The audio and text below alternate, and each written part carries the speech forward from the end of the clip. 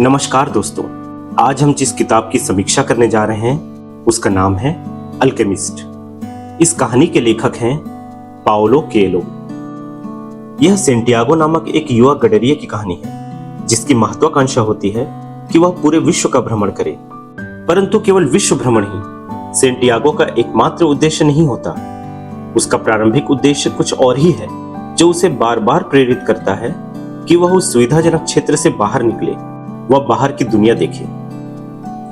एक शाम भेड़ों के झुंड को हाँकते हाँकते वह एक वीरान गिरजाघर में पहुंचता है जिसकी छत न जाने कब की टूट चुकी थी। वह वहां रात बिताने की सोचता है, पर एक सपने के कारण उसकी नींद बार बार टूट जाती है। सेंटियागो को एक सपना बार बार आता है। वह सपना उसे एक खजाने की प्राप्ति की ओर इशारा करता है। हर बार सेंटियागो अपने सपनों से जाग जाता है और सोचता है कि क्या यह सपना पूरा हो पाएगा, क्या वह उस सपने तक पहुंच पाएगा। ऐसा ही हमारे साथ भी होता है। हर मनुष्य के साथ भी उसके कुछ विशेष सपने होते हैं जिन्हें वह जागती आंखों से या बंद आंखों से देखता है, परंतु सपने का कद इतना बड़ा होता है कि मनुष्य सोच में डूब जाता है कि क्या वह उसे कभी पूरा कर भी पाएगा। क्या मनुष्य अपने सपने को प्राप्त करने के लिए जी तोड़ कोशिश करता है? यदि उसके सपने किसी कारणवश पूरे नहीं हो पाते तो क्या मनुष्य को एक बार रुककर यह नहीं सोचना चाहिए कि क्या उसने अपने सपनों को पाने के लिए 100% कोशिश की है? और यदि उसने ईमानदारी से कोशिश की है तो ऐसा हो ही नहीं सकता कि उसे अपने जीवन का खजाना ना मिले। और यदि उसने पूरी कोशिश नहीं की है तो समय रहते उसे कोशिश करनी चाहिए, क्योंकि प्रत्येक मनुष्य के जीवन में सुअवसर एक बार जरूर दरवाजा खटखटाता है, बशर्ते हम उस खटखटाहट या संकेत को सुन पाए। आप सेंटियागो के खजाने को अपने किसी भी देखे हुए बड़े सपने से जोड़ सकते हैं। खजाना मात्र एक कल्पना है, परंतु आप अपने जीवन के खजाने को खोजने के लिए क्या सेंटियागो की तरह प्रयत्नशील हो सकते हैं? इसे जानने के लिए आपको आगे की कहानी पढ़नी चाहिए।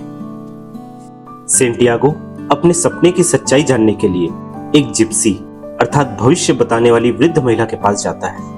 जिप्सी महिला को यह एहसास हो जाता है कि सेंटियागो को वह खजाना प्राप्त हो ही जाएगा, इसलिए वह शर्त रखती है कि जब खजाना मिल जाए तो सेंटियागो उसे खजाने का 10वां हिस्सा देगा। जिप्सी महिला की शर्त सुनकर सेंटियागो को अपने सपनों पर शक होने लगता है कि दुनिया में बहुत से ऐसे लोग होते हैं जो पैसे कमाने के लिए लोगों को ठगते हैं। फिर भी अपनी शंकाओं को पीछे छोड़ते हुए वह आगे बढ़ने का निर्णय लेता है। फिर सेंटियागो की मुलाकात एक रहस्यमय बूढ़े व्यक्ति से होती है जो खुद को सेलम का राजा कहता है। वह बूढ़ा उसे संकेतों व नियति के बारे में बताता है तथा सलाह देता है कि उसे अपने सपने को सच कर खजाने की तलाश में जाना चाहिए, और कहता है, मैं तुम्हें छिपे हुए खजाने को पाने का रास्ता बताऊंगा, पर बदले में तुम्हें अपनी भेड़ों का 10वां हिस्सा मुझे देना होगा। उस बूढ़े ने सेंटियागो को 2 पत्थर दिए और कहा, इसे उरीम और थुमीम कहते हैं। काला पत्थर हाँ का प्रतीक है और सफेद ना का।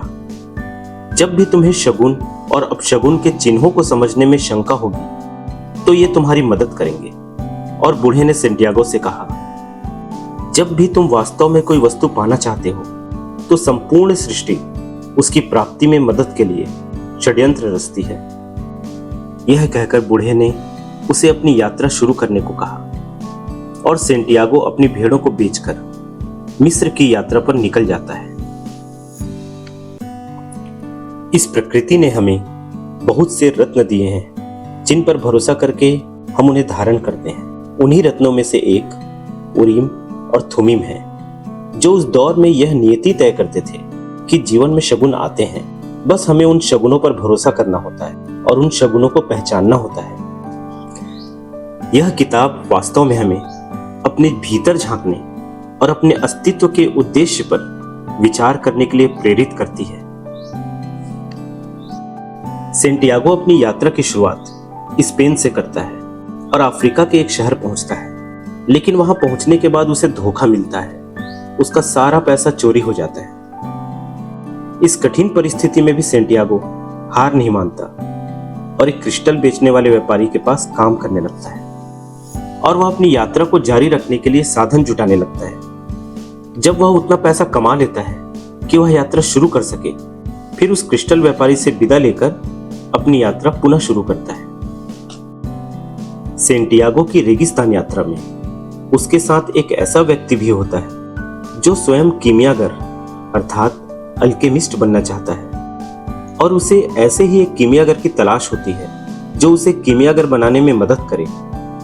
परंतु चूंकि उस व्यक्ति की लक्ष्य तक पहुंचने की दिशा और मार्ग दोनों गलत होते हैं, इसलिए वह व्यक्ति कीमियागर तक पहुंच ही नहीं पाता।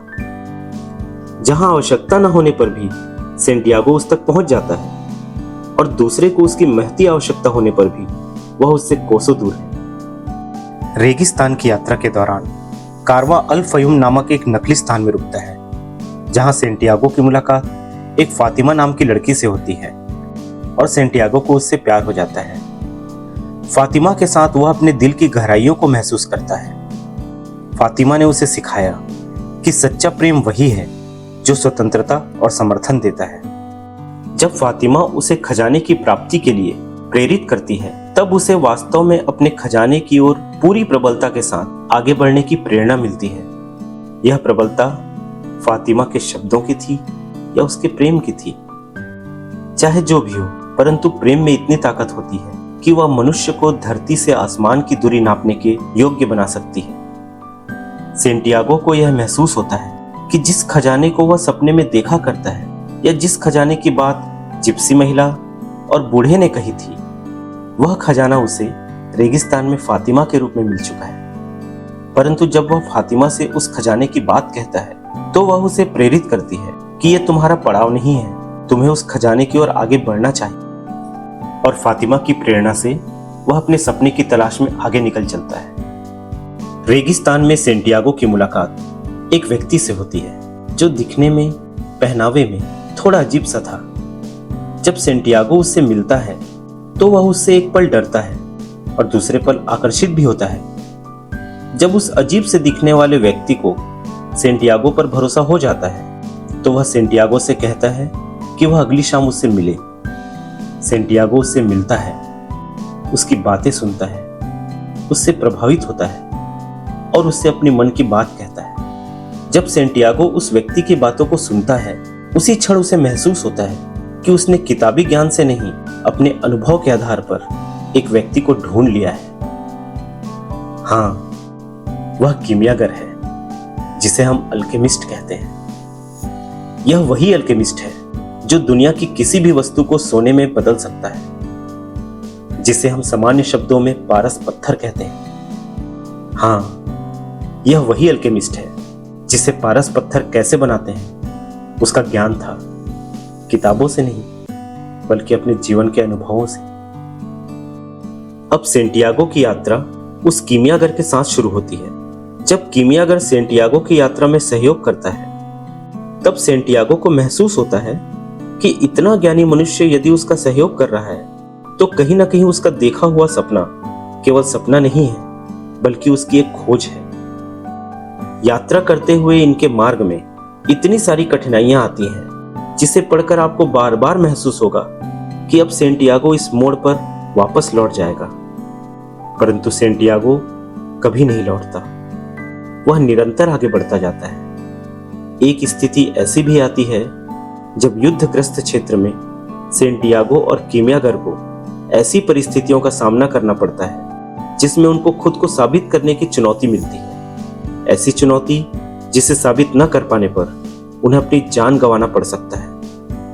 परंतु अपनी आंतरिक इच्छा शक्ति से और कीमियागर की प्रेरणा से सेंटियागो प्रकृति के साथ तालमेल बिठाकर, प्रकृति से बात कर खुद को सिद्ध करता है। वह सिद्धि क्या है, इसे आप किताब पढ़कर जानेंगे कि इतनी बड़ी चुनौती को सेंटियागो न केवल स्वीकारता है बल्कि उसे पूर्ण भी करता है। इससे आप समझ पाएंगे कि दुनिया में कोई भी कार्य असंभव नहीं है यदि हम पूरी इच्छा शक्ति से उसे करना चाहें। सेंटियागो और अल्केमिस्ट अपनी आगे की यात्रा के लिए निकल पड़ते हैं, परंतु एक स्थान पर पहुंचने के पश्चात अल्केमिस्ट कहता है कि यहाँ से तुम्हें अपने सपनों की खोज के लिए स्वयं अकेले जाना होगा। और उस क्षण अल्केमिस्ट सेंटियागो से विदा लेता है। और सेंटियागो आगे बढ़ चलता है अपने सपनों की खोज में। क्या सेंटियागो खजाने तक पहुंच पाता है? क्या उसे वह खजाना मिल पाता है या उसे खाली हाथ लौटना पड़ता है? क्या वह खजाना प्राप्त करने के बाद फातिमा के पास लौट पाता है या वह कभी फातिमा के पास नहीं लौटता? यदि आप इन सारे प्रश्न और अपने जीवन के समस्त रहस्यों को जानना चाहते हो तो आपके लिए सर्वश्रेष्ठ किताब है अल्केमिस्ट।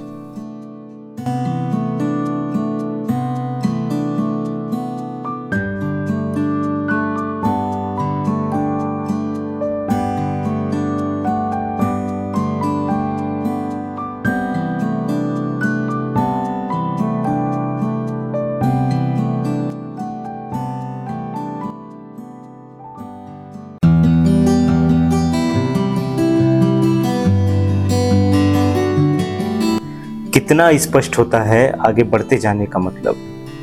अगर दसों दिशाएं हमारे सामने होती, हमारे चारों ओर नहीं। कितना आसान होता चलते चले जाना यदि केवल हम चलते होते, बाकी सब रुका होता। मैंने अक्सर इस उल जलुल दुनिया को 10 सिरों से सोचने और 20 हाथों से पाने की कोशिश में अपने लिए बेहद मुश्किल बना लिया है। शुरू में सब यही चाहते हैं कि सब कुछ शुरू से शुरू हो, लेकिन अंत तक पहुंचते पहुंचते हिम्मत हार जाते हैं। हमें कोई दिलचस्पी नहीं रहती कि वह सब कैसे समाप्त होता है। हमें कोई दिलचस्पी नहीं रहती कि वह सब कैसे समाप्त होता है जो इतनी धूमधाम से शुरू हुआ था हमारे चाहने पर।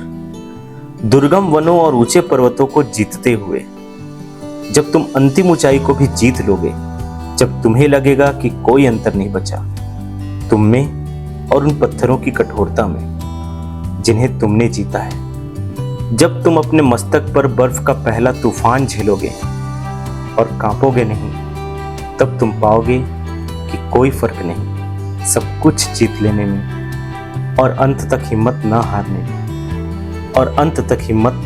में।